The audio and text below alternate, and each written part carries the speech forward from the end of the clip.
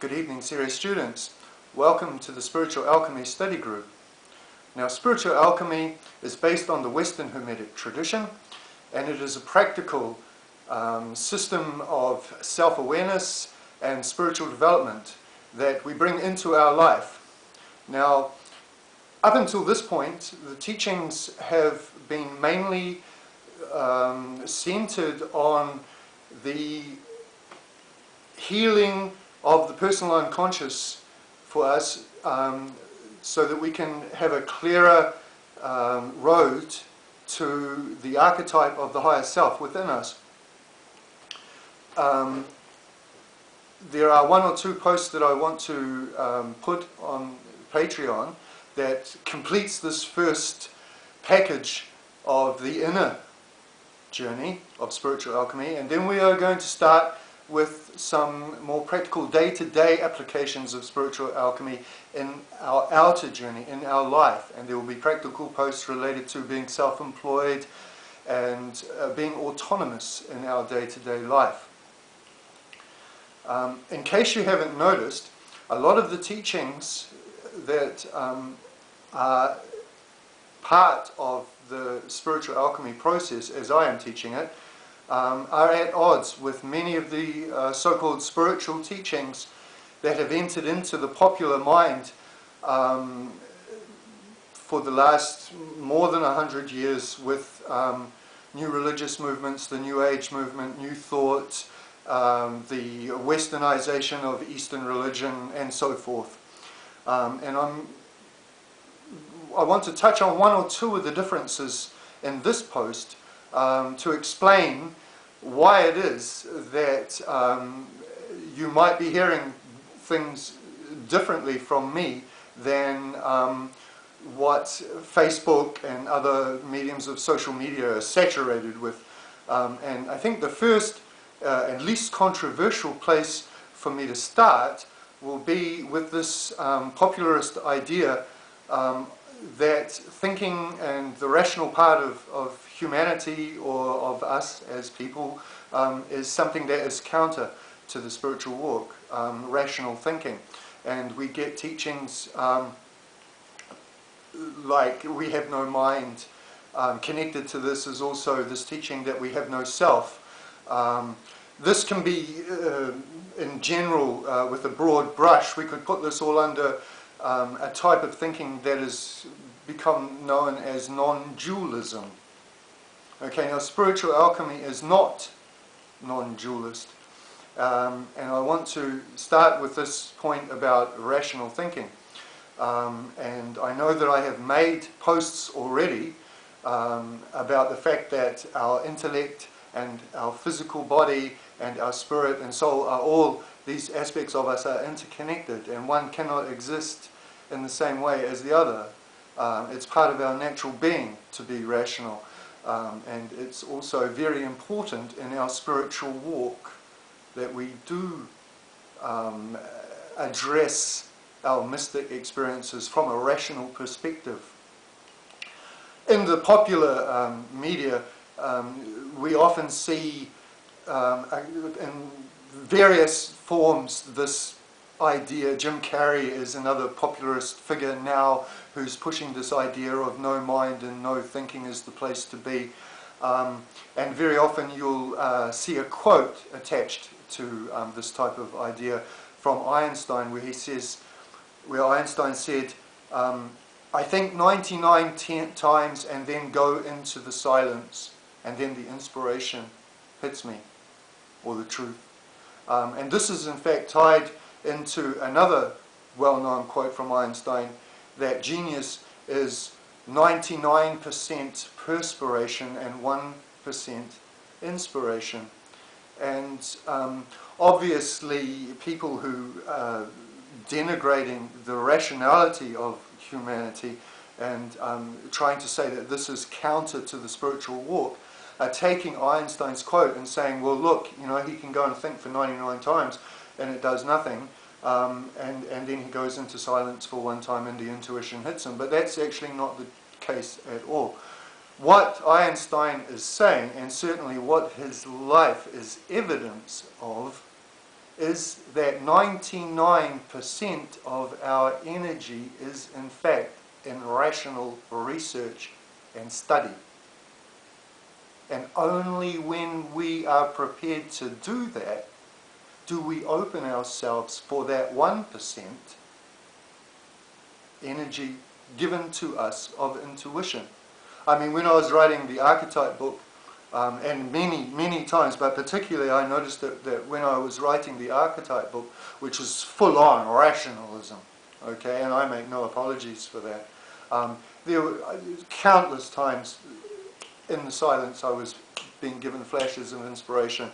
Almost every time that I picked up a new book to open it, I would come to exactly the place that I needed for the next step along the way of my discussion and the unfolding of my argument. Now, again, people might say, well, who are you? You know, some character that's come from, you know, intellectual backwater, from some white trash family, and you want to try and tell us that you know better than Eckhart Tolle or Krishnamurti. Well, actually, maybe I am, you know, someone that's come from an intellectual backwater, from, you know, a white trash family. But in fact, what I am saying about the absolute essentialness of being able to rationally engage with our mystic walk is something that weaves its way through the entire history of the great mystics, every one of them in the Western tradition, at least.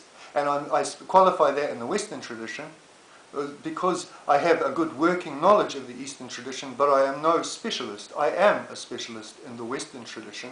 And all the way from Heraclitus through Socrates to Plato, all the way through Leonardo da Vinci, Paracelsus, the great philosophers of the continental tradition, who are a big influence not only on my thinking but the development of the Hermetic tradition, people like Kant and Hegel and Feuerbach and Nietzsche, through to the 20th century, people like Einstein himself.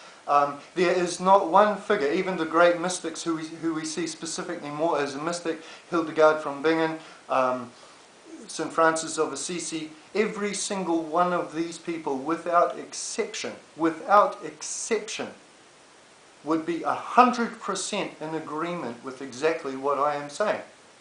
And in fact, if it A, wasn't the case in my own walk, and B, wasn't the case in the literature and autobiographies of every mystic and philosopher, right, that we know of, then I would be placing a question mark over it myself. Okay? But the reality is that the logical, rational grasping and addressing of our mystic walk, including going through and unpacking the history and the deconstruction of all of the text, and all of this is absolutely essential. And in fact, you'll find that the text, particularly the more sacred texts or the more mythologically written texts, are written for us to do that in any case.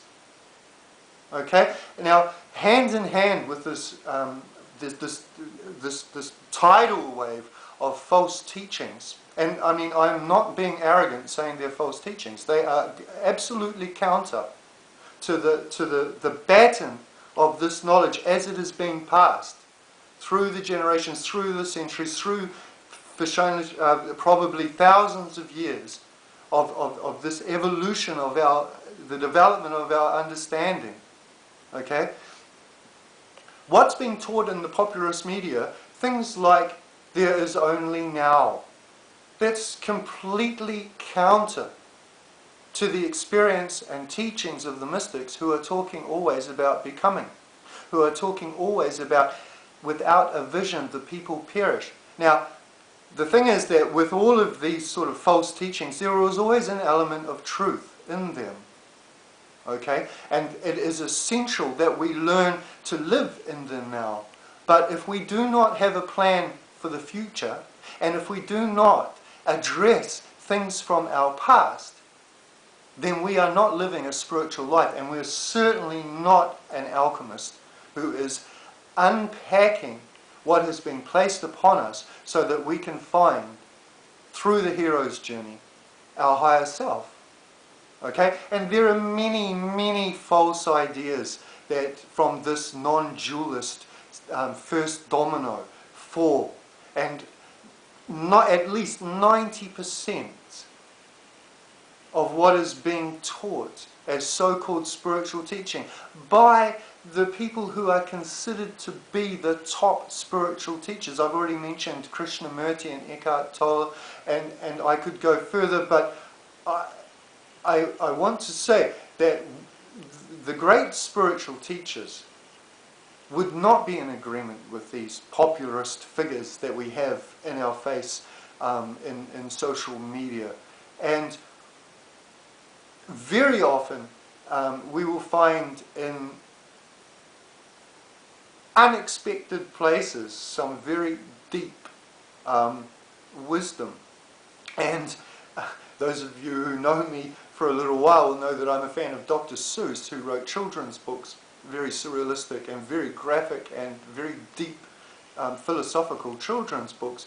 And in The Cat in the Hat Comes Back, he said, the cat said, if you want to learn where something is, it is a very good plan to search where it is not.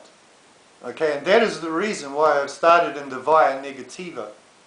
In other words, to go through the negative road in the introduction to this, because in fact, by saying, well, that's not right, okay, this idea that there is no history and there is no future and the only moment that exists is now, I mean, that is not correct. It is counter to the Hermetic teaching. It is counter to the teachings of all mystics. When you look at the deeper levels of all of the mystic texts, they are talking about becoming. They are talking about having a plan. They are talking about going forwards. All of these concepts imply time.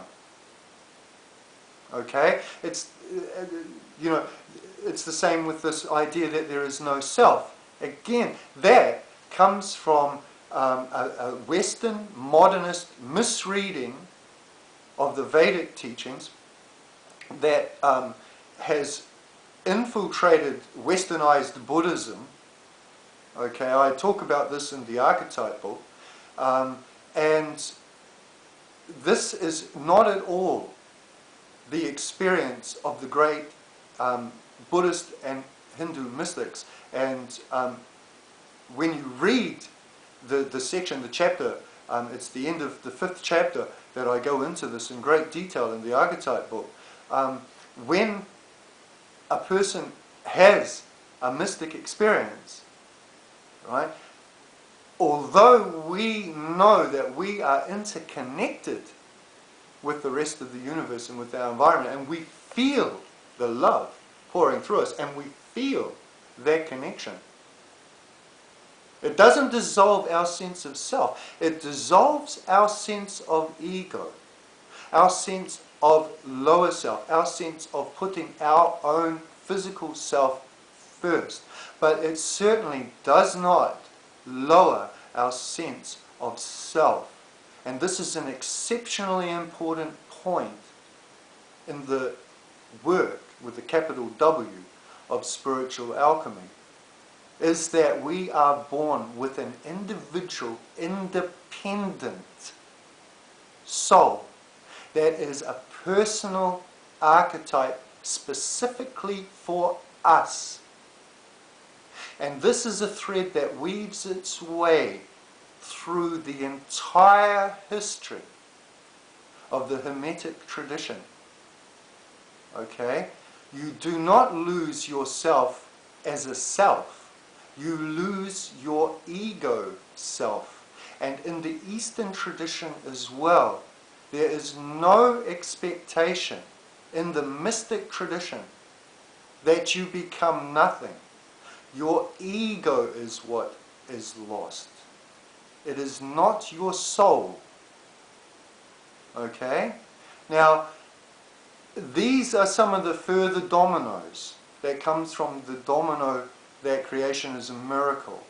and everything is interconnected. The fact that everything is interconnected does not mean that everything is one. And the empirical evidence, not only from the mystic experiences, that we have a huge literature explaining to us, not just in the mystic tradition itself, but also in the psychology and sociology of religion. Okay? And the idea that you lose yourself is counter to that. We have a higher sense of self-awareness when we are experiencing mystical states. Okay? So everything is connected, but everything is not one. And there is a huge difference in those 2 points of view. All right? This popularist idea of non-dualism is coming from a speculation in the earliest Upanishads, and it's a Western gloss over this speculation. Okay? And this is not the teaching of the Western Hermetic tradition. And as we go further with this group, all right, we will understand how that is so. But, okay, to close this point, what I want to say is that the end goal of spiritual alchemy is the constellation of the archetypal higher self that was a seed planted in our being, in the center of our being from the beginning of time. An individual aspect of divinity that is specific to each person. That is our goal. Okay? And there are many, many popularist teachings that are trying to, in fact, steal that away from the masses. Alright?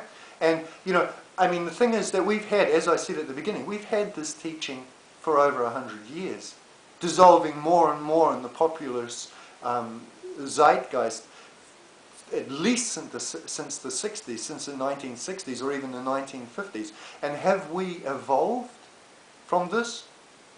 I mean, if you look at Facebook and the memes and the personae that are being presented by people, it might look like that we are evolving, but in fact quite the reverse. We're not evolving at all. This teaching hasn't helped humanity at all. Alright? In fact, in the ongoing evolution of consciousness and the human spirit, it's like a wave or the tide coming in, and you have the ebb and flow of the waves. Right? And we're at an ebb point. We are, in fact, at the dark before the dawn. And one of the main reasons is this non-dualist teaching and this idea that thinking is counter to spirituality, or that you have no self, and all of these false teachings. Okay, so anyway, to close this particular video, what I want to say is that we are continuing with the program. The reason that I have posted the books, if you haven't got a chance to read the books that I have posted as PDFs, that's okay. It's not imperative that we read these books. In my writing, I'm building on them anyway. And the latest post that I made about the Dragon Tamer on my timeline, if you read the transactional analysis in that and you can understand it from that, that's really all you need, because what I am writing in the posts that will come and in my archetype book and the books that are soon to be published, I'm building on that anyway. Now, I've talked about where it isn't, following Dr. Seuss's deep philosophical premise. In the 20th century, the teaching that has actually made an impact, the teaching that has actually helped people, okay, is in fact the teaching that's come from psychoanalysis and transactional analysis and some of the offshoots of some of the other offshoots of psychoanalysis have been actually the teachings that have come into people's life and actually helped them. Gestalt therapy, and the unsung hero of depth psychology Maslow and Rogers, the humanists, these are the teachings that have actually brought change and a positive impact in people's lives. Okay, the idea of reading Seth or a Course in Miracles and these so-called channeled messages and this Krishnamurti and Eckhart Tolle and these non-dualist teachings. Look at the lives of the people who are following these teachings. I know plenty. Alright? And these people aren't finding their soul, because that's not the way that you find your soul. Alright, now I'm sure that this is very controversial. I know that most of you should be anticipating hearing this from me. I'm going to mention one more place not to look. Myers-Briggs personality types. I don't know, well, I do understand. See, this is the thing. I understand fully why these teachings are so popular, because it's like the feel-good one-liner. I call it the feel-good one-liner. Of course people don't want to go into their subconscious and pack out all of the accretionism and actually work through. This is why it's called the hero's journey. This is why it's the labyrinth meeting the Minotaur at the center. All of the myths are pointing to this. Okay? What I am teaching. All of the sacred texts are pointing to this. Like I said in the post on music and symbols in music and literature, the word for demon in the New Testament is archetypal pneuma. Yeah? A geist or a mind that hasn't been through catharsis. Well, you're not going to get a cathartic experience by going, I haven't got a mind, I've got to dissolve my mind, thinking is bad. You know? But if you haven't got the courage to do that, to make the hero's journey, then you will fall onto that, you know. And I've mentioned Myers-Briggs. I want to say that this idea from Myers-Briggs, taking from Jung's Personality Types book, volume 16, that we have these dichotomies or these and/or, you know, we can be sensate or intuitive. I mean, that's just objectively false. That's just wrong. Sensate and intuition are not ends on a pole. The more that we develop our sensate ability, the more that we are aware of what is going on around us, looking at the sensate as Jung described it, the more intuitive that we are. They work together, okay? As you build one, you're building the other. One is not a compensation for the other, as Myers-Briggs is trying to teach, which has become, I mean, you could actually say the more popular something is, the more people that are following it, the more likely that it's wrong. Okay? And Myers-Briggs has become popular because people want an identity. They want to be put in one of the 16 boxes that Myers-Briggs has formulated. So they can, you know, again, back to the ego. You know, they can feel good about who they are as this or that. Okay? But in fact, every teaching, including in the popular literature in the 20th century that's teaching us about intuition and psychic development, will all talk about that you build your sensate ability at the same time, so that the more that you build your sensate ability, the more that you are aware of what is around you, what people look like, what they're saying to you, the more intuitive that you will be. And this comes back to this 99% perspiration, 1% inspiration. You have to do the rational thinking before you get the genuine inspiration. Okay? Now, does that make sense? You see, the thing is that I know that people think that I'm arrogant because I'm saying, well, actually, no, you know, Myers-Briggs was wrong and Eckhart Tolle, and they're saying, well, who am I? But the thing is that what I am saying is, again, I will say, is backed up by the evidence. It's backed up by the authentic teachings, and it's backed up by the experience of the people who really are having the mystical experiences. Okay? Apart from, and I might as well mention this as well, I mean, I am not against natural grown drugs such as marijuana or even mushrooms as medicine, and I'm in fact all favour of it. But the people that are going off having their religious experiences by taking drugs, I mean, they have obviously never had a genuine mystic experience, because I spent my entire teenage years taking every single drug available. Okay, one of my sisters was a psychiatric nurse, and so I had access to whatever you could name. And a genuine mystic experience leaves these drug experiences completely for dead. There is no comparison. No comparison. And again, Thomas Huxley or Aldous Huxley, or whoever, these Timothy Leary, these great drug gurus, who am I to say? Well, I mean, I've had the experiences. I've had the spontaneous and also meditative experiences of the mystic without the drugs.